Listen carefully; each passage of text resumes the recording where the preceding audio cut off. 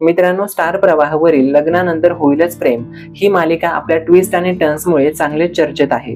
या मालिकेमध्ये सध्या काव्य आणि नंदिनीच्या सतत वाटेला जाणाऱ्या वसुंधरा आत्याला काव्याने चांगलं सुनावलंय। त्यामुळे थोड्या वेळाकरिता जरी वसुंधरा आत्याची बोलती बंद झाली असली तरी काव्याविषयीचा राग त्यांच्या मनात अजूनच वाढला आहे।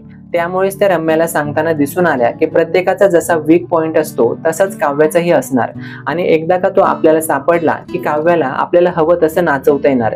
याची जबाबदारी वसुंधरा आत्याने रम्यावरती सोपवली आहे आणि आता रम्या ही वसुंधरा आत्याच्या सांगण्यावरून काव्याचा वीक पॉइंट शोधणार आहे। जसं की आपल्याला माहित आहे की काव्याचा एकच वीक पॉइंट आहे, तो म्हणजे जीवा।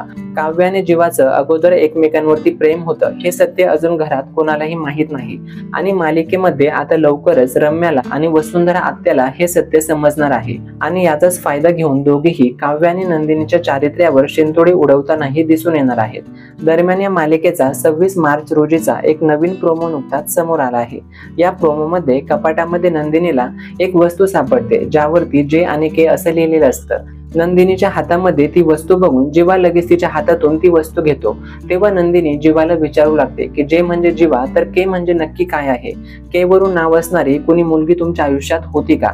तेव्हा जीवा हो असं म्हणतो। तेव्हा नंदिनी काय नाव होतं तिचं असं जीवाला विचारते। यावरती जीवा अनुत्तरित राहतो।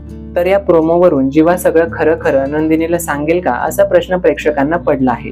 तर याचं उत्तर नाही असं आहे। जीवा आणि काव्या दोघेही स्वतःहून कोणालाच काही सांगणार नाही। काव्य व जीवा स्वतःच्या तोंडून हे सत्य कोणालाही सांगायच्या अगोदरच रम्याला हे सत्य समजणार आहे आणि रम्या व वसुंधरा ताई मिळून घरच्या सगळ्यांसमोर काव्य व जीवाचं अगोदरचं प्रेम प्रकरण उघड करताना दिसून येणार आहे। तर पार्थ व नंदिनी यानंतर कोणता निर्णय घेतील हे देखील बघणं तितकंच महत्त्वाचं असणार आहे।